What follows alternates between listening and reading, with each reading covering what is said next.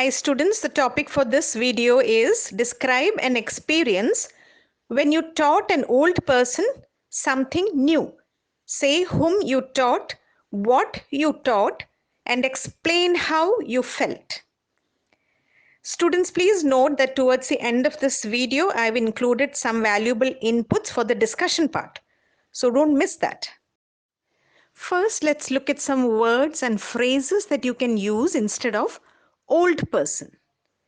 You can say a person advanced in age or advanced in years, an aged person, an elderly person, a senior.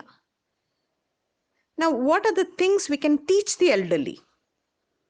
We know seniors struggle with modern technologies, so we can help them and encourage them to use modern gadgets or online tools. We can teach them how to start a Facebook account, how to chat on WhatsApp, make video calls, play games like chess or solitaire, browse the internet, take pictures and save them on a drive. Now, what are the problems encountered when we teach the elderly? There are physical hindrances, weak eyesight, hearing loss issues, unsteady hands, poor memory, fine motor difficulties. And what are the emotional barriers? Fear, embarrassment, lack of confidence, confusion, feeling overwhelmed and intimidated. Now let's take a look at a sample answer. I'd like to talk to you about a very rewarding experience I had of teaching my 80-year-old grandmother how to make WhatsApp video calls. Although my grandmother has a smartphone, she only knew how to answer phone calls. So I thought it would be nice if she could learn how to make video calls so that she could see her children and grandchildren who lived far away and constantly stay connected with them. But when I began to explain things to her, I realized that she was very reluctant since she thought it was all very complicated. She felt intimidated and scared about handling the phone. She thought she would make mistakes and mess up everything.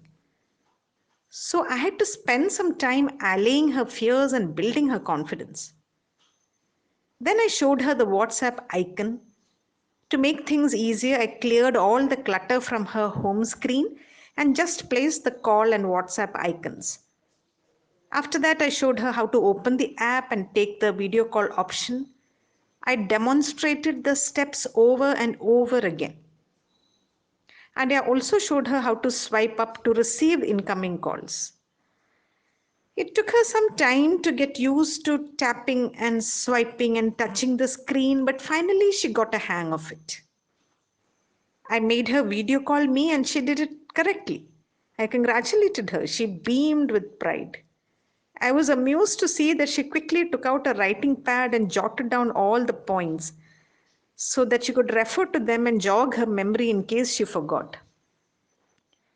So that evening, my grandmother spent the entire time video calling her children and grandchildren one by one, and my mission was accomplished.